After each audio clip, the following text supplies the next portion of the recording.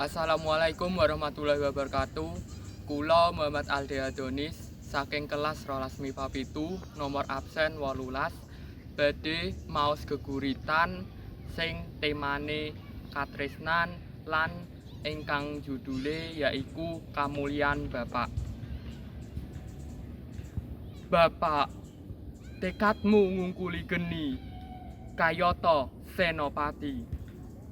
Tansah tak puji, tansah tak ugemi, lan tansah tak tresnani.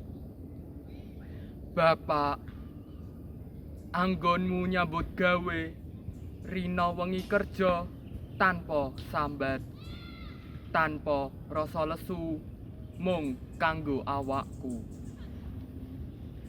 Bapak, sungguh mulya atimu, aku janji bakal tansah jaga awakmu. Aku tansah tresno awakmu sampai akhir uripku. Matur nuwun Bapak kanggo kabeh katresnanmu. Cekap semanten atur kula yen wonten kalepatanipun kula nyuwun pangapunten. Wassalamualaikum warahmatullahi wabarakatuh.